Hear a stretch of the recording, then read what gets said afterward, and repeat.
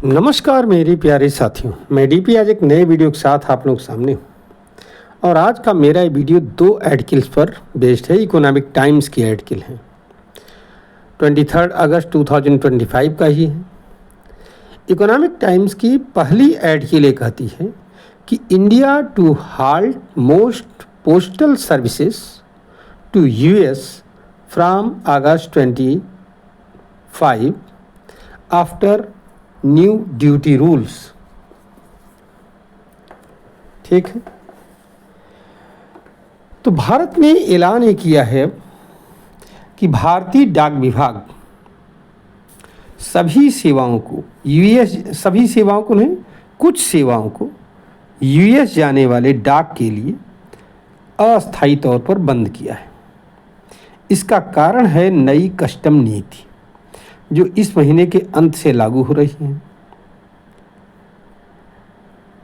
पहले यूएसए को जाने वाली जो आर्टिकल्स होती थी उनमें $800 तक की आर्टिकल्स पर कस्टम ड्यूटी नहीं लगता था, पर अब लगेगा। एग्जीक्यूटिव ऑर्डर नंबर 14324 30 जुलाई को पास हुआ है और ये जो ड्यूटी लगाई जाएगी ये IEEPA के द्वारा लगाई जाएगी, international emergency economic power act, इसके तहत लगाई जाएगी। हालांकि अभी भी इसमें प्रावधान ये है कि $100 से कम या बराबर के गिफ्ट्स पर ये ड्यूटी नहीं लगेगी। ऐसे आर्टिकल्स जिनका मूल्य $100 से कम होगा या $100 के बराबर होगा उस पर ये ड्यूटी नहीं लगेगी। भारतीय डाक विभाग ने ये बताया है कि नियमों की अस्पष्टता, जैसे ड्यूटी वसूली का सिस्टम क्या होगा, कैसे कार्य करेगा आदि बातों को लेकर के भारतीय डाक विभाग ने अक्षमता जाहिर किया है और कहा है कि अब वो जो है नॉर्मल डाक और $100 से कम के ही गिफ्ट आइटम्स को ले जाएगा, बाकी की बुकिंग का पैसा वापस कर दिया जाएगा। तो ये भारत के ऊपर ये जो अलग अलग सेक्टर्स में टैरिफ और दुनिया भर के प्रावधान यूएसए कर रहा है उससे सारी समस्याएं पैदा हो रही हैं।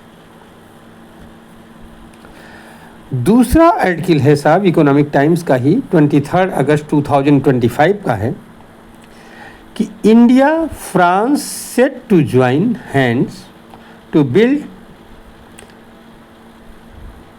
Engine for indigenous stealth jet. ये क्या है? तो ये बात हो रही है यहाँ पर AMCA इंजन की डील की।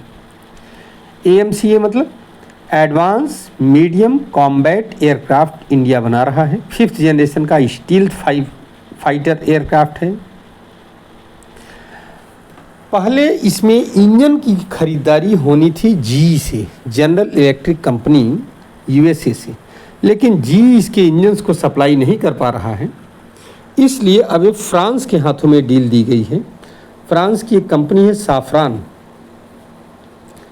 एरोस्पेस कंपनी है, एरोस्पेस टेक्नोलॉजी की। तो साफ्रान के इंजन्स अब इसमें लगेंगे AMCA में। DRDO के साथ मिलकर के काम किया जाएगा। 100% तकनीकी ट्रांसफ़र होगा। DRDO ने इसे बेहतर माना है विकल्प को। करीब $7 बिलियन का खर्च होगा। इससे भारत को लाइसेंसिंग कंट्रोल भी मिलेगा, लेकिन इसके लिए भारत को एक सप्लाई चेन बनाने की ज़रूरत पड़ेगी और उस सप्लाई चेन को माना जा रहा है कि 2035 तक सब डेवलप करके विमान को बना लिया जाएगा। स्टील्थ होगा ये। भारत को करीब 126 विमानों की अभी ज़रूरत है 7 स्क्वाड्रंस के लिए। उम्मीद करता हूँ कि कार्यक्रम भी स्मूथली आगे बढ़ेगा। अभी जो इंजन की वजह से सारा खटाई में पड़ा हुआ था डील, वो सब अब शुरू हो जाएगा, निर्माण आगे बढ़ेगा। आज एस जयशंकर का यूएसए को लेकर के एक बहुत बड़ा बयान दिया गया।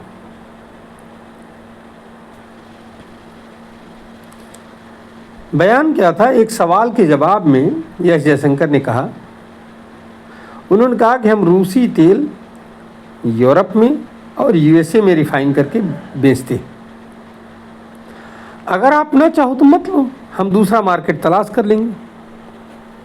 ये बहुत ही टफ जवाब है, लेकिन डिटरमाइन भाषा संयमित और डिटर्मिनेशन के साथ, दृढ़ता के साथ। अब कायदे से तो यूएसए को नहीं लेना चाहिए, न यूरोप को लेना चाहिए, लेकिन क्या यूरोप का काम चलेगा बिना इंडिया से तेल लिए? इतना सस्ता तेल फिर यूरोप को मिलेगा कहाँ?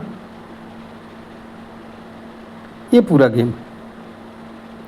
इसके अलावा इंडिया के जो प्राइवेट सेक्टर का कैपिटल एक्सपेंडिचर कैपेक्स सूचकांक जो है, उसमें एक ग्रोथ दिखाया गया है 66.3% का। ये कैपेक्स फाइनेंशियल ईयर 2022 से फाइनेंशियल ईयर 2025 के बीच के कंपेयर करके बनाया गया है। इससे पहले तो बहुत ही धीमा था प्राइवेट सेक्टर का ग्रोथ। तो अगर ऐसा होता है तो ये भारत के लिए एक अच्छा कदम सिंबल है, और भारत इससे अच्छा खासा अपने डेवलपमेंट पर ध्यान दे पाएगा और होगा उसका विकास। आने वाले दिन भारत के होंगे। इस उम्मीद के साथ मैं अपना वीडियो यहीं पर समाप्त कर रहा हूँ। साथियों, अगर आपको ये वीडियो अच्छा लगे तो आप इसे लाइक करिए, हमारे चैनल को सब्सक्राइब करिए और वीडियो को शेयर भी करिए। धन्यवाद, नमस्कार, जय हिंद, जय भारत, वंदे मातरम।